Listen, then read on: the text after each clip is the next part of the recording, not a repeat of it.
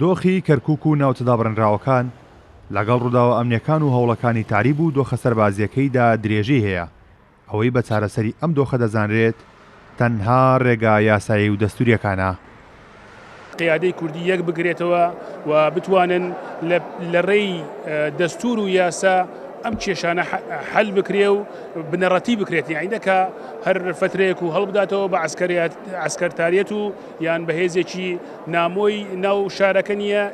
ئێمە وەکو کەرکووچەکان چیتر قبول ناکەین ئەو شتانە بکرێ لە سنوورەکانی دەرەوەی کەرکووک. ڕۆژانە تعلیب بەردەوامە سپاندنی هێز بەردەوامە ناسەقامگیری لە کەرکووکەیە. ئەم کێشانەمووی چارەسەری بەوەیەکەوە ئێمە لە بەغدا وەک پەرلەمانکاران بچین کورد یەک ریز بێ بۆی وتوانین ئەم مافانە جێبەجێ بکەین لە ڕێگەی دەستورە مادەی 140 تەفعیل بکرێت. تاکو ئێستا مادەی 140 مادەیەکی دەستوریە بەڵام سەقامگیر نەبووە، کاری پێ ناکرێت بۆی بتوانین کورد بتوانین بە پەردەوازە هیچمان پێ ناکرێت لە بەغا ئەوەی هەمانە ناوچەدا بڕەوەکە دووبارە ئەوەیشمانە دەسەچێت.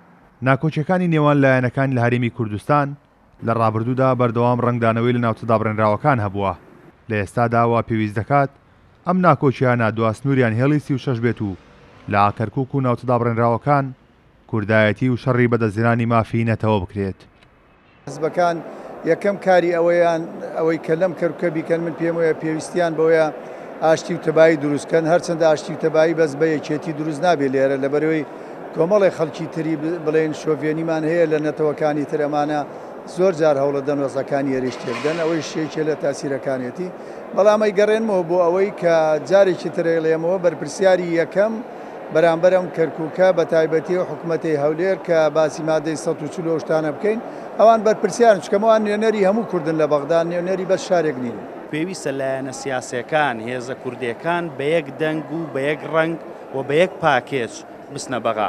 بەڵام بەداخەوە تا ئێستا ئەو لێکتێگەیشتنە نییە و هێزی سیاسی لە کوردستان و لە عێراقیش تا ڕادەیەک لە دوای هەڵبژارنەکەەوە شێواوی پێوە دیارە، شێواوی پێوە دیارە. بۆیە من لێرە وەکو چاودێرێکی سیاسی قساکەم، کەرکووک دەبێ لایەنە کوردیەکان بە یەک دەنگ و بە یەک ڕنگ و بە یەک پاکێج بەرەو بەغا بڕۆن.